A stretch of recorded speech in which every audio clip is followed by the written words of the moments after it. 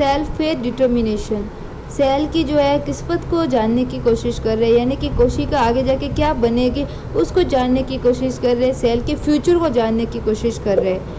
बात करते हैं हम यहाँ पर एक जाइगोट को देख रहे हैं। ये जाइगोट अपने अंदर कई सारे डिवीजन कर रहा है, डिवीजन से कई सारी सेल का फॉर्मेशन हो रहा है। कुछ सेल जो है वो एक्टोडर्म बना रही, कुछ सेल मेसोडर्म बना रही, कुछ सेल जो है एंडोडर्म बना रही।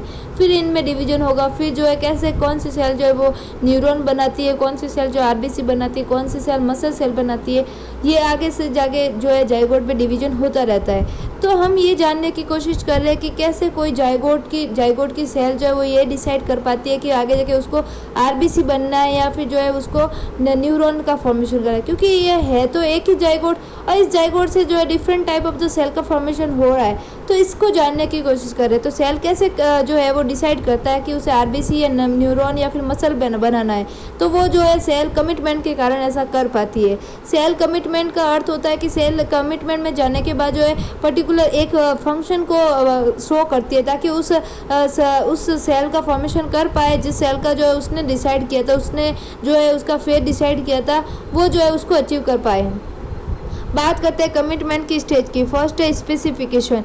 स्पेसिफिकेशन एक ऐसी स्टेज है जिसमें जो है सेल जाने के बाद जो है वो उसके आसपास की सेल से जो है प्रभावित हो सकती है।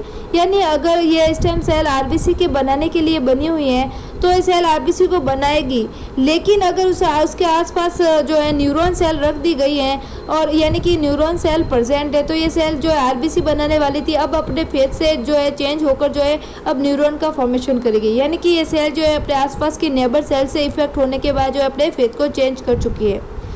बात करते हैं स्पेसिफिकेशन के टाइप की। पहला है ऑटोनॉमस स्पेसिफिकेशन। इसमें जो है सेल में प्रेजेंट जो साइटोप्लाज्म डिटरमाइंस है उनसे जो इफेक्ट होने के बाद अपने फेथ को डिसाइड करती है। सेकंड है कंडीशनल स्पेसिफिकेशन। इसमें सेल जो अपने आसपास के एनवायरनमेंट से इफेक्ट होने के बाद जो है अपने फेथ को डिसाइड करती है, यानी कि आसपास जो सेल प्रेजेंट है उनके बीच में इंटरेक्शन होती है, उनके कॉन्टैक्ट से जो है अपने फेथ को डिसाइड करती है। अब बात करते हैं थर्ड है सिंसाइटियल। एक ऐसी स्टेज जिसपे कंडीशनल और ऑटोनोमस दोनों ही स्टेज को देखा जाता है, यानी कि इसमें जो है इसका एग्जांपल है ड्रोसोफिला। बात करते हैं इसमें डिफरेंशिएशन की कि कोई सेल जो है वो कैसे डिफरेंशिएट होती है डिटर्मिनेशन में जाने के बाद। डिटर्मिनेशन एक ऐसी स्टेज है इस कमिटमेंट की जिसमें सेल जो है वो डिफरेंशिएट हो पाती है पर्टिकुलर एक फेथ में, यानी कि सेल जो अपने आसपास की जो अराउंडिंग सेल है उनसे इफेक्ट नहीं होती, उनके कांटेक्ट होने के बाद भी सेल अपने फेथ को वो डिसाइड जो किया है उसी को अचीव करती है। एक एक्सपेरिमेंट के थ्रू समझते हैं। यहाँ पर हम एक ब्लास्टुला को देख रहे हैं। ये ब्लास्टुला की कुछ सेल जो है मसल सेल का फॉर्मेशन कर रही है, कुछ सेल जो है न्यूरॉन का फॉर्मेशन कर रही है, कोई सेल जो है वो आगे कैसे डिसाइड कर रही है कि वो किस सेल का फॉर्मेशन करेगी एक डिटर्मिनेशन फेज में जाने के बाद। हम एक एक्सपेरिमेंट कर रहे हैं कि हमें क्या कर रहे हैं कि एक पेट्री डिस्क ले रहे हैं, उस पेट्री डिस्क पे जो है न्यूरॉन सेल के बीच में एक मसल सेल को रख दिया जा रहा है। इस मसल सेल को ऐसे अरेंज किया जाता है कि उसके आसपास जो है न्यूरॉन सेल प्रेजेंट रहे।